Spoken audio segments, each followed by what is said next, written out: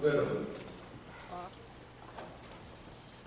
성령님께 순종할 준비가 되어 있지 않은 사람은 이 시간에 나가주셨습니다. 다시 한번 말씀드립니다. 이 시간 성령께 순종할 준비가 되어 있지 않으면 나가주셨습니다. 이 말은 이름 없는 한 무명의 전도자가 설교할 기회를 달라고 애처롭게 간구하고 그래서 간신히 얻었던, 그래서 설교하게 된 26살의 한 청년이 첫 마디가 이 말이었습니다. 이 말에 모두 나가고 17명이 남았습니다. 하지만 이 17명이 하나님과 함께하기 때문에 거기에 오순절 마가다라 방역수가 이렇게 임했고 한 달 만에 37,000명, 그리고 5개월 만에 10만 명이 모였습니다. 이 역사는 웨일즈 부흥운동이라고 역사는 이야기하고 있습니다. 이 부흥운동의 중심에는 이반 로버츠라고 하는 젊은 청년이 있습니다. 그는 1878년도 영국의 웨일즈라고 하는 곳에서 한 구석에 있는 시골의 한 구석에 있는 광부의 아들로 태어났습니다.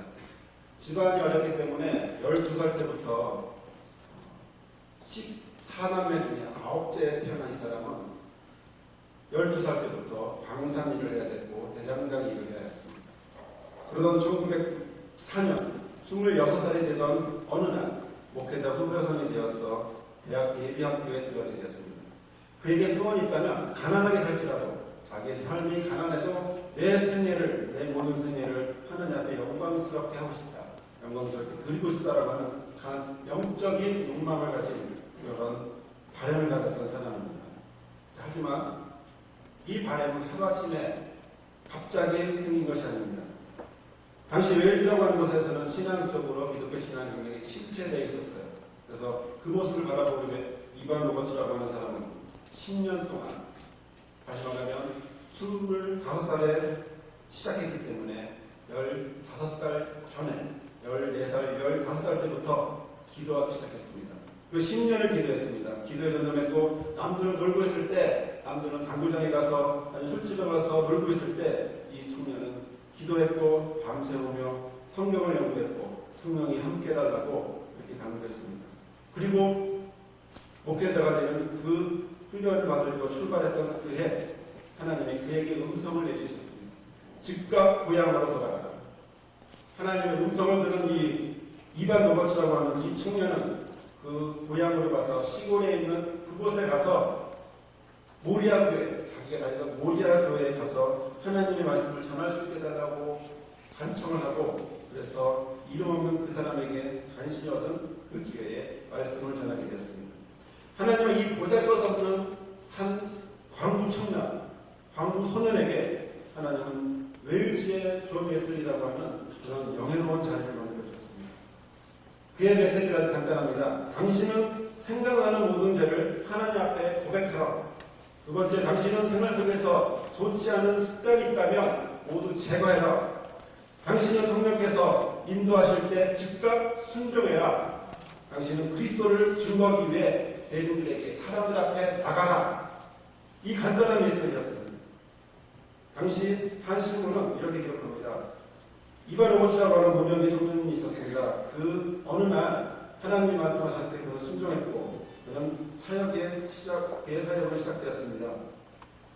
성령의 질적인 인도에 그는 이러한 것이라고 말했습니다. 한 번의 의심도 망설임도 없이 그는 사람들 앞에 나갔고 사람들은 그를 받아주었습니다. 그리고 그에게서 하나님의 사랑을 보고 그에게서 하나님의 음성을 들었습니다. 감리교의 기록지에 이렇게 말합니다. 웨일즈는 지금 과거의 어떤 부흥과도 비교할 수 없는 그런 부흥의 결과를 낳았다. 그의 부흥은 도덕 혁명이다 라고 이야기했습니다. 그의 부흥 집회를 통해서 많은 사람이 변하기 시작합니다. 상관에서 일하는 사람이 피곤한 몸을 이끌고 그에게 나왔습니다. 그리고 집회를 참석하고 하나님의 말씀을 들었습니다. 그리고 그 말씀을 듣고 눈물로 회개하고 자기네들이 훔쳐왔던 연장들을 갖다주고 그리고 자기네들이 잘못된 것들을 다 사과하기 시작했습니다.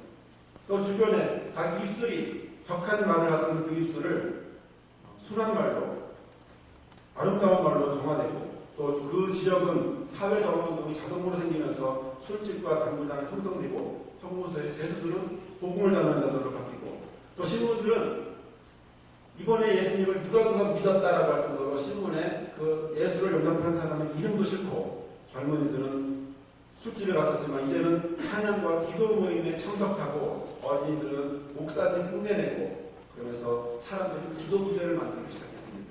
완전히 다른 세상으로 역사가 일어났습니다. 어떤 마을에는 침대에서 나오자라고 하는 기도 부대가 있었습니다. 이들의 기도는 뭐냐면, 사람들이 침대에 처박혀 있지 말고 나오게 해주십시오. 주님 앞에 나오게 해주십시오라고 하는 기도였습니다. 그래서 밤늦게까지 그들은 처리하는 기도했습니다. 그러던 날 많은 사람들이 침대에서 밤에 그 소리를, 영혼의 울림을 듣고 하나님 앞으로 나와서 자기를 용서해달라고 하는 그런 기록들이 있습니다. 또 어떤 경우는 법정에서 하나님을, 재판장과 배심원이 심리를 하다가 오히려 그 심리를 중단하고 그 영혼을 위해서, 피고인을 위해서 기도해 주었다라고 하는, 그래서 그 피고인이 예수 믿겠다라고 하는, 영접하게 됐다라고 하는 그런 보고도 있습니다. 이 부흥운동으로 영국은 200만 명이라고 하는 사람이 하나님 앞으로 돌아왔습니다. 그러나 이 모든 부흥이 있을 때 모든 사람이 즐거워하지 않습니다. 기뻐하지 않은 한 사람들이 있습니다. 누굴까요? 그것은 바로 그 지역 영국에 있는 종교 지도자들입니다. 그래도 예수님을 반대한 사람은 유대교의 종교 지도자였습니다. 그리고 바울을 반대했던 사람도 유대인들입니다. 마찬가지로 그들이 반대했던 것은, 이방 로버츠를 반대한 것은 그 지역에 있는 조목회자들이 반대했습니다. 이유는 간단합니다. 전통과 어긋나다. 지금 너가 하는 것은 전통이 어긋나다. 지금까지 우리가 몇십 년 동안 갖고 왔던, 몇백 년 동안 이어왔던 우리 신앙 전통과 어긋나기 때문에 너는 잘못됐다. 하지만 그 역사에 하나님은 10만 명, 200만 명을 그 역사 속으로 밀어넣으셨습니다. 그런데 이 100년이 지난 이 시간, 그것도 지구 반대편에 있었던 이 사건이 우리와 무슨 상관이 있을까요? 그러나 역사는 그것이 우리와 이 땅, 지금 2004년도 이 땅에도 역할이, 영향을 있었음을 이야기해주고 있습니다. 영국의 웨일즈 부흥운동은 미국으로 넘어가고, 영국 전역을 퍼져서 미국으로 넘어가고, 그리고 인도와 캐나다와 인도를 넘어 중국으로 오고, 그리고 한국으로 넘어오기 시작했습니다. 그리고 그 영향이 결국 1907년도인 평양 대부흥운동의 시발점이 되었습니다. 당시 미국의 저명한 목사였던 존스턴 박사가 직접 웨일즈에 있는 로버츠를 찾아가서 부흥회를 어떻게 하는지, 어떤 은혜가 있는지, 부흥의 비결이 무엇인지 자세하게 묻고 중국으로 넘어왔다가, 그리고 1906년 9월에 한국으로 넘어오게 되었습니다. 당시 1905년도 우리나라 상황은 불사조약으로 굉장히 암울하고 절망적인 상황입니다. 기독교인들이 열심히 복음을 증거하면서, 그리고 사회개혁도 이뤄냈지만, 그러나 그 모습 속에서 낙담하게 된, 나라를 빼앗기게 되는 상황 속에서 기독교는 심한 허탈감과 시대에 빠지지 않을 수 없었습니다.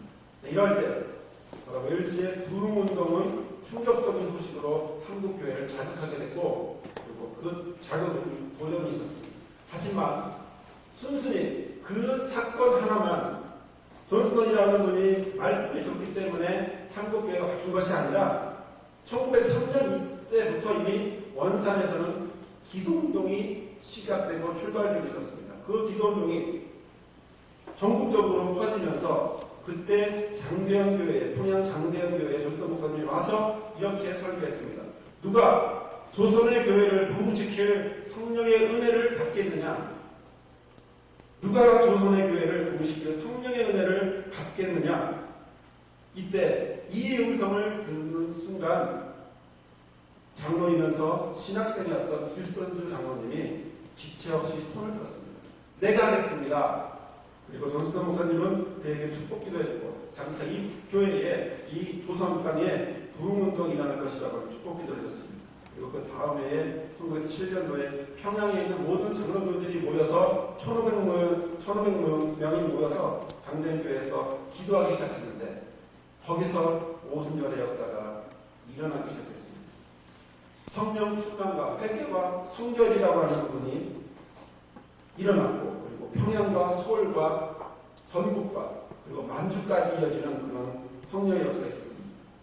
이 성령의 역사는 거기서 끝나지 않습니다.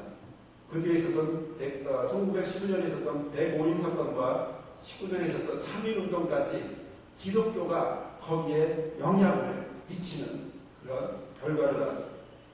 아까 우리가 영상으로 보았던 주기철 목사님도 결국 장대교회의 하나님의 역사에 그리고 그 역사의 결과물이고 그리고 또 우리에게는 모델이 되는 분이기도 합니다. 사랑하는 여러분, 여러분에게는 꿈이 있습니까? 여러분에게는 어떤 꿈이 있습니까? 100년 전 지구 반대편의 한 광부의 아들은 꿈을 꿨습니다. 하나님은 그 꿈을 들어서 지구를 흔들어 놨습니다.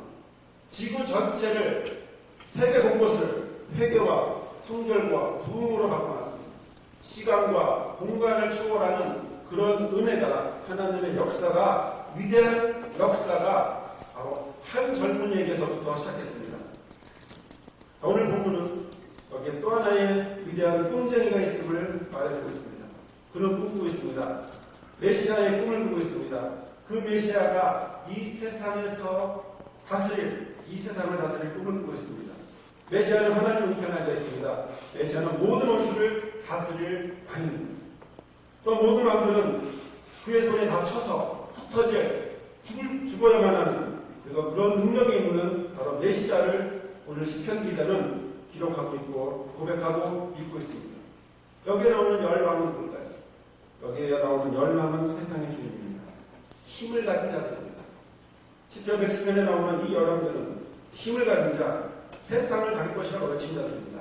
하지만 이들은 선한 왕들이 아닙니다. 이들은 악한 왕입니다. 세상의 것을 자기 것이라고 외치기 때문에 그들은 악한 왕입니다. 하나님의 것을 도덕질했기 때문에, 그래서 하나님의 것을 하나님의 것이라고 말하지 않고 내 것이라고 말하고 있기 때문에 그들은 바로 악한 왕입니다. 왜일까요? 이 세상은 모두가 하나님의 것이기 때문에 그렇습니다. 그러나 그들은 자기 것이라고 외치고 있습니다. 메시아는 그들에게 와서 그들을 치시는 것입니다. 그렇다면 왜 그들은 세상을 자기 것이라고 했을까요? 첫째는 하나님이 보이지 않고 세상은 보이기 때문에 그렇습니다. 둘째는 세상을 내 마음대로 움직일 수 있는 욕심이 그들에게 있었기 때문입니다. 셋째는 그런 자신들의 욕심이 말로했을 때 세상이 들어주기 때문에 그렇습니다. 그래서 세상의 왕들은, 권력을 가진 자들은 세상을 흔들어 놓으려고 했습니다. 그럼 이런 세상의 왕들이 과연 그런 높은 자리에만 있을까요? 우리 가운데 그런 세상의 왕들이 없을까요? 힘으로 완전히 어렵고 힘든 사람을, 약한 사람들을 누리려고 하는 사람들이 없을까요? 단지 왕뿐이 아니라 이런 사람들은 우리 주변에도 많이 볼 수 있습니다. 그들은 바로 세상의 왕과 같은 모습을 하려고 합니다. 자녀를 자기 마음대로 하려는 부모들이 있습니다. 별다른 고생했기 때문에 내가 너를 낳았다. 그럼 너는 내 거야. 사랑이라는 이름으로 자식을 내 마음대로 이끌려고 하는 사람들, 바로 자녀들에게 이렇게 말합니다. 네 생각이 틀렸어. 내가 살아보니 내 말이 맞아. 그러니 부모의 내 말을 들어가. 이렇게 말하는 부모들이 있습니다. 바로 자식을 자기 것이라고 생각하는 사람들입니다. 또 누가 있습니까? 며느리들을 자기 마음대로 하는 시부모들이 있습니다. 남의 귀한 딸을 데려다가 함부로 대하는 사람들입니다. 직원들을 마음대로 부려먹는 사람들이 있습니다. 언제라도 자를 수 있다라고 생각을 합니다. 그럼 그것은 세상 밖에만 있습니까? 아니, 교회 안에도 있습니다. 자기가 개척했으니까 이건 자기 교회라고 말하는 분이 있습니다. 내가 이 교회를 어떻게 세웠는데 이렇게 말하는 개척교회 목사님도 있습니다. 하지만 그 생각은 틀린 것입니다. 교회는 하나님이 그를 통해서 세운 것이지 그가 세운 것이 아닙니다. 저는 그런 분을 개인적으로 알고 있습니다. 그분 항상 그런 식으로 얘기했어요. 내가 이 교회를 어떻게 세웠는데 결국 자신의 욕망이 하나님의 거룩을 방해했습니다. 물론 처음부터 그러진 않았어요. 시간이 지나면서 가정 속에서 이분들은 타락했고 그리고 하나님의 거룩을 바라보지 못했습니다. 그리고 그 교회를 세습하려고 합니다. 자기 자녀들에게 넘겨주려고 합니다. 처음엔 순수했지만 인간의 본성이 살아나서 그것이 하나님의 뜻인지 착각하는, 내 뜻이 하나님의 뜻이라고 생각하는 사람들이 있습니다. 또 있습니다. 교회에 자기 것을 드렸다고, 자기의 모든 것을 헌납했다고 자기 것을 주장하는 사람들이 있습니다. 이것도 하나님의 것을 자기 것으로 빼앗는 사람들입니다. 이 세상에 자기 것이 어디 있습니까?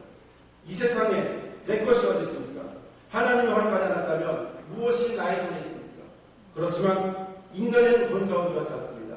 내 몸에서 그 물질이 떠나던, 내 몸에서 무엇이 떠나던 거기서 끝났지만 은혜 받으면 그것이 떠났어도 다시 은혜가 떨어지면 내 건데, 내가 줬는데, 내가 이만큼 했는데, 내가 이것을 드렸는데 라고 생각합니다. 또 교회는 우리 모두의 것이라고 생각하는 사람도 있어요. 그래서 주인의식을 하다가 그래서 신앙을 주인의식을 가지고 신앙생활을 해라. 이 교회는 우리 모두의 것이다. 틀린 생각입니다. 교회는 우리의 것이 아닙니다. 교회는 전적으로 하나님의 것입니다. 하나님이 예수의 피값으로 산 교회지 우리가 산 것이 아닙니다. 오로지 우리는 자녀로서 부르심을 받아 이 자리에 앉아있을 뿐입니다. 아멘. 저도 여러분도 모두 부르셨기 때문에 이 자리에 앉아있지 하나님이 부르지 않았다면 이 자리에 앉을 수가 없습니다. 다시 말씀드리면 우리 교회는, 모든 교회는 소유권을 어떤 누구도 주장할 수 없습니다. 그러므로 사랑하는 분들 여러분, 세상의 왕이 되지 마십시오. 하나님의 것을 내 것이라고 생각하는 그런 생각을 하지 마십시오. 내 것이 모두 다 하나님의 것이라고 생각하시길 바랍니다. 심판의 날에 바로 주님은 자기 것이라고 외치는 그 사람들을 죽음으로 멸하실 것입니다. 자, 하지만 내 옆에 그런 왕들이 있다고, 혹시나 내 옆에 그런 왕들을 내가 보고 있다고 해서 무서워 떨 필요도 없습니다. 이사야서 4장 7절에 이렇게 말합니다. 그를 만나서 그에게 정신 바짝 차리라고, 침착하게 행동하라고 일러주어라. 하나님이 이사야에게 말씀하시는 것이죠. 시리아의 르슨과 르마리아의 아들들이 크게 분노하여도 타다가만 두 부지깽이에서 나온 연기에 지나지 않으니 두려워하거나 겁내지 말라고 합니다. 우리가 보기엔 그는 위대하시고 그리고 영향력이 있고 힘이 있는 사람입니다. 하지만 하나님은 그에게 말하죠. 그는 타다가만 두 부지깽이에 불과하다. 그러므로 우리는 우리에게 다가오는 사람들, 우리에게 세상 것이라고 요구하는 사람들, 세상을 자기 것이라고 말하는 사람들, 그래서 예수님을 죽이게 했던 종교 지도자들처럼 바울이 선교 여행을 떠날 때마다 시기와 비방과 선동했던 그 유대인들, 그리고 이반 로버츠가 복음의 성경의 역사를 이룰 때 영국 교회가 바로 그를 막으려 먹고 실력 행사를 했던 것처럼 바로 그들은 타당한 그 부지깽이의 연기를 뿐일 뿐입니다. 그러나 시편 기자는 새로운 꿈을 꾸고 있습니다. 세상에 이런 왕들을 얘기하지 않냐고 새로운 꿈을 꾸고 있습니다. 세상을 자기 것이라고 외치는 그런 왕이 아닌 새로운 꿈을 꾸고 있습니다. 3절에 보면 주의 권능의 날에 주의 백성이 거룩한 옷을 입고 즐거이 확신하니 새벽 이슬 같은 주의 청년들이 주께로 나오도다.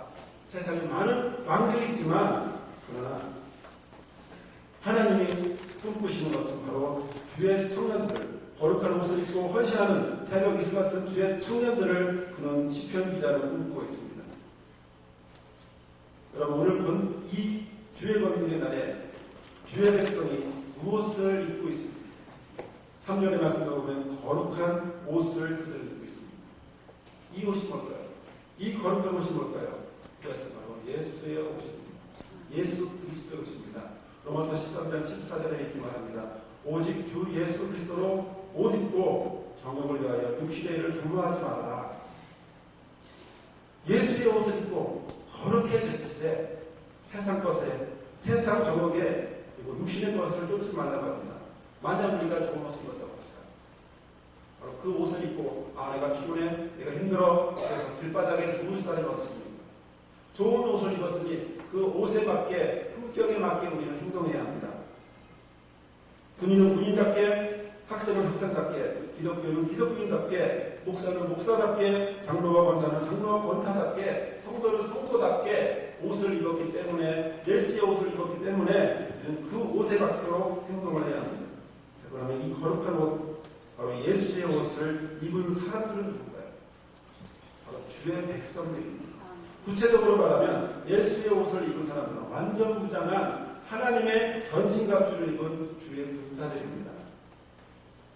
에베소서 6장 11절에 보면 하나님의 전신갑주를 입으라 라고 되어 있습니다. 하나님의 전신갑주를 입는 너희가 싸우는 것은 혈과 육의 싸움이 아니고 누구와? 어둠의 권세자와 싸우는 것이다. 악의 영과 대항하여 싸우는 것이다. 그러므로 너희는 진리의 허리띠를 띠고 의의 징배를 내고 평안의 복음을 신고 그리고 구원의 투구와 믿음의 방패와 성령의 것, 곧 하나님의 말씀을 갖고 너희는 완전 무장하라고 성경을 말씀하고 있는 것입니다. 그때 그들의 마음이 어떻게 옵니까? 이렇게 예수의 옷으로 완전 무장한 주의 백성, 주의 군사들이 어떻게 합니까? 즐거이 헌신합니다. 즐거이 헌신하는 마음으로 그들은 나가옵니다. 헌신은 그냥 헌신이 아니라 즐거이 헌신합니다. 다른 헌신이 아닌 바로 거룩한 옷을 입은 그런 주의 백성다운 그런 헌신을 한다라고 하는 사실입니다. 자, 그럼 예수의 옷을 입은 우리는 믿음 안에서 우리 예수를 고백하고 예수를 주님으로 고백하고 우리는 예수의 옷을 입었으니까 우리는 새로운 필요를 입기에 우리는 예수의 옷을 입은 사람입니다. 그러기에 우리는 옛날 악한 모습이 아닌 이제 새로운 옷을 갈아입기에 이제 우리는 예수의 옷을 입었기에 그 옷에 맞도록 행동해야 합니다. 그 예수님을 과연 무엇을 했습니까? 공생의 3년 동안 그 예수님의 일을 하면 세 가지로 찡길 수 있습니다. 말씀과 기도와 전도, 이 세 가지를 예수님은 3년 동안 하신 것입니다. 예수의 옷을 입었다고 하는 것은 바로 이 세 가지가 내 속에서 충만한 것입니다. 즐거이 이 세 가지를 즐거이 헌신하는 사람이 바로 예수의 옷을 제대로 입고 있는 사람이라고 성경은 말하고 있는 것이죠. 자, 그러면 우리는 하나님의 말씀을 들을 때 충만히 들으시기 바랍니다.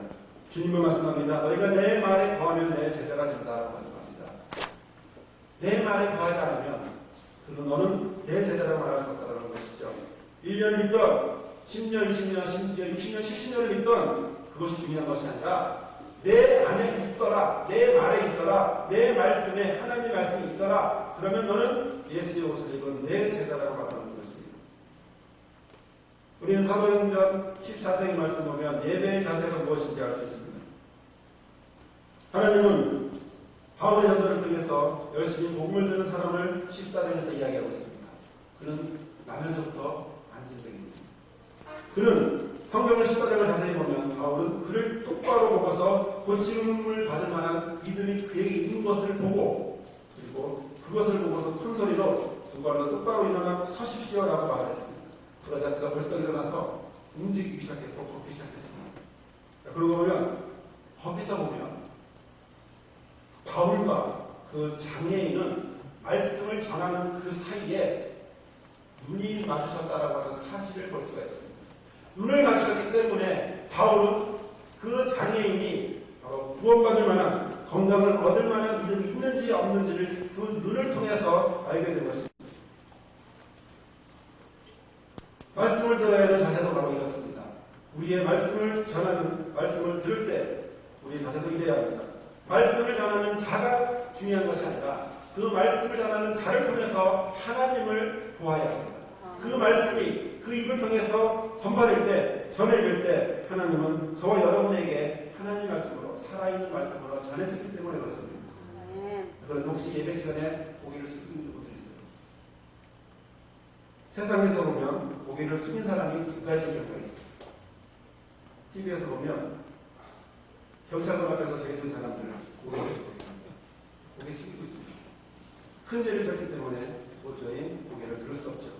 또 하나, 듣기 싫을 때 고개 들지 않습니다. 여러분도 이런 경험이 많으실 것입니다. 많은 사람 이야기하다 보면 듣지 않고 끊으려고, 듣기 싫어서 하품하면서 고개 숙이고 쌍치다 보는 거 많이 경험하실 겁니다. 마찬가지입니다. 예배 때도 마찬가지입니다. 예배의 기본 자세는 바로 말씀을 전하는 자를 쳐다보는 것입니다. 말씀을 전하는 자 뒤에 계신, 그를 움직이고 계신 하나님을 쳐다보는 것입니다. 아멘. 고개를 숙이는 것은 바로 죄가 있거나 아니면 듣기 싫어하는 것입니다. 그러나 우리는 그런 사람을 보더라도 그에게 비난하거나 그들을 정죄할 필요는 없습니다. 왜? 우리가 할 것은 그것이 아니라 바로 국민의 마음으로 그를 위해 기도해 주어야 합니다. 안타까워하는 마음으로, 예수의 안타까워하는 마음으로 목자가 없이 잃어버린 헤매는 양들이기 때문에, 목자를 쳐다보지 못하는 양들이기 때문에 그를 위해서 기도해야지 저 사람이 왜 저래? 라고 할 필요는 없습니다. 우리는 앞자리가 금자리고 뒷자리가 금자리가 아니라는 얘기를 듣습니다. 앞자리는 어떻고 뒷자리는 어떻습니까? 하나님을 쳐다보는 그 자세가 중요합니다. 바리새인은 앞자리에 옵니다. 그러나 죄 많은 세리는 하나님 앞에 기도할 때 구석에서 울면서 기도합니다. 앞자리가 중요한 것이 아닙니다. 뒷자리도 중요한 것이 아닙니다. 바로 하나님을 쳐다보고 있느냐 쳐다보고 있지 않느냐, 여기에 우리의 예배의 자세가 중요한 것입니다. 고개를 숙이고 땅바닥을 쳐다보거나 핸드폰으로 문자를 날리는 이런 행동은 바로 하나님을 쳐다보지 않는 행동입니다. 하나님을 쳐다보지 않는다면 과연 무엇을 쳐다봅니까? 세상을 쳐다보는 것이죠. 하나님을 쳐다보지 않는 것은 바로 죄를 쳐다보는 것입니다. 하나님의 반대인 죄를 쳐다보는 것입니다. 이와 같은 사람들은 바로 베드로와 같은 사람들입니다. 예수님을 향해서 예수님만 쳐다보고 돌아갔었습니다. 하지만 시간이 지나자 눈에 보이는 것이 있습니다. 파도가 보입니다. 그리고 물에 빠지는 것입니다. 그들은 연약합니다. 우리는 그들을 위해 기도해 줘야 합니다. 우리는 말씀으로 충만해야 합니다. 혹시 여러분 배고플 때가 있습니까? 금강산도 식병이라고 합니다. 배고프면 아무것도 할 수 없습니다. 저 같은 경우도 배고프면 짜증이 납니다. 그래서 너무 배고프지 않을 때까지 있다가 밥을 먹어야 합니다. 그래서 잘 못하는 게 금식이에요. 하나님 특별히 금식하고 하기 전까지는 특별히 금식하고 싶어 하지가 않습니다. 짜증이 나면 어떻게 되죠? 죄를 짓게 됩니다. 하지 않아도 배부르면 될 걸. 짜증이 나서 죄를 짓게 됩니다. 다시 말하면 말씀은 영의 양식입니다. 우리가 죄 짓는 이유는 간단합니다. 배고프기 때문에 그렇습니다. 말씀을 먹지 않았기 때문에 그렇습니다. 일주일 내내 성경책도 안 보지만 그러나 예배 시간에서 따뜻함이 있다면 바로 내가 말씀을 먹지 않겠다. 나는 육신의 금식도 하지만 영의 금식도 하겠다. 이렇게 외치는 사람이 나옵니다. 먹을 것이 없어서, 먹은 것이 없기 때문에 나는 죄를 짓습니다. 둘째, 예수님은 기도하셨습니다. 예수님의 옷을 입는다는 우리는 기도해야 합니다. 기도를 통해서 우리는 길을 가야 합니다. 어느 사골집에 가스비가 300만 원이 나옵니다. 너무 놀라서 기자가 물어봤습니다. 왜 이렇게 많이 사고 합니까? 그러자 그분이 이렇게 얘기합니다. 이것은 자기는 투자라고 생각합니다. 그러면서 사고를 끓이기 위해서 24시간 이틀 3일 계속 끓여야 진국이 나온다고 하는 사실입니다. 여러분, 기도는 이렇습니다. 기도는 가스불처럼 끊임없이 태우는 것입니다. 기도는 훈련입니다. 처음부터 시작하면 딱 되는 것이 아닙니다. 이방 로버츠 같은 경우도 그가 사역을 하기 위해서는 10년이라고 하는 준비가 있었습니다. 예수님도 당신의 사역을 하기 위해서 40일간의 금식 기도가 있었습니다. 모세도 40일의 금식 기도가 있었고, 많은 자들 보십시오. 그들 모두가 하나님 앞에 가스불로 태우는, 그래서 진국이 나올 때까지 태우는 그런 기도의 훈련이 있었습니다. 그들이 훈련했기 때문에, 그리고 영의 양식으로 몸을 채우고, 그리고 그 훈련을, 기도를 가지고 훈련했기 때문에 그들은 주님의 군사로 거듭나고 새롭게 일어나는 것입니다. 예수님이 새벽에 습관을 쫓아서 기도했던 것처럼 우리는 기도해야 합니다. 때를 어떤 점부터든지 우리는 기도해야 합니다. 그 기도는, 기도가 없으면 우리의 삶에 내 말씀이, 내가 먹은 양식이, 영의 양식이 진국으로 나올 수가 없기 때문에 그렇습니다. 주님이 훈련이 없다면 훈련하지 않고 저는 잘 나가면 어떻게 되겠습니까? 총 한 번 꽂아서 타고 그냥 죽습니다. 준비하지 않은 사람은, 준비가 없는 사람은 머리 위에 날아오는 그런 사단의 총알도, 폭탄도 자기의 숨기에 급급합니다. 훈련이 잘 된 병사는 공을 세울 수 있습니다. 그러면 오래 살기 위해서는 훈련이 아닙니다. 전쟁터에 나갈 수밖에 없는 우리들이 오래 살 수 있는 일은 말씀으로 힘을 얻고, 그리고 기도로 훈련해서, 그래서 그런 훈련된 모양으로 나가야 합니다. 이것이 우리가 입어야 할 말씀의 옷이요 기도의 옷입니다. 셋째로 우리가 입어야 될 것은 바로 예수님의 옷처럼 전도의 옷을 입어야 합니다. 본문은 새벽 이슬 같은 주의 청년들이 주께 나옵니다라고 말하고 있습니다.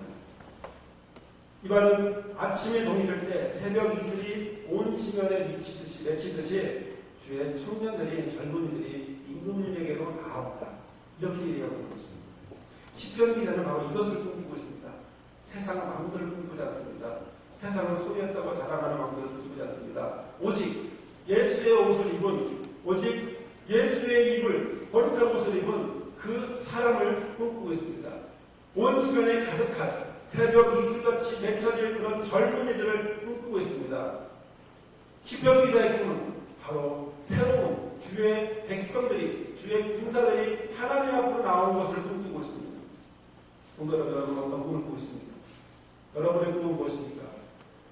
서라보를 교회를 향해 여러분은 어떤 꿈을 꾸고 있습니까? 내 신앙 고백으로 어떤 꿈을 꾸고 있다고 고백할 수 있습니까? 새벽 이슬을 맺히듯이 젊은이들이 이 자리를 가득할 것이라고 그것을 믿고 꿈꾸고 있습니까? 그렇다면 여러분 말씀을 보십시오. 그렇다면 여러분 기도하십시오. 그리고 여러분 전하셔야 합니다. 너는 다음 세대에 이끌어갈, 우리는 다음 세대를 이끌어갈 그 사람들에게 이렇게 얘기하십시오. 어린이들에게 누구에게든지 이렇게 얘기하십시오. 너는 다음 세대를 이끌어갈 70명의 지도자가 될 것이다. 너는 새벽 이슬 같은 그런 주의 청년들이다. 라고 말씀해 주시기 바랍니다. 한 주간 기도하시고, 한 주간 결정하시고, 주변을 둘러보시고, 다음 주에 작정서 쓰실 때 그 이름을 쓰시길 바랍니다. 그리고 계속해서 기도하시길 바랍니다. 미래는 꿈꾸는 자의 것입니다. 서라벌 교회의 미래는 꿈꾸는 자의 것입니다. 하나님이 그 꿈을 들어주십니다. 이 꿈이 이루어지기를 주님의 이름으로 축원합니다. 아멘. 시간 함께 기도하겠습니다. 기도하실 때 우리가 예수의 거룩한 옷을 입도록 해달라고 기도하시고, 그리고 말씀과 기도와 전도의 옷을 입도록 그래서 그런 삶을 살도록 하시고, 내가 어린 자녀들에게 기도하는, 그리고 그들이 다음 세대를 이끌어갈 70명의 지도자가 될 수 있도록 해달라고 이 시간 함께 기도하겠습니다.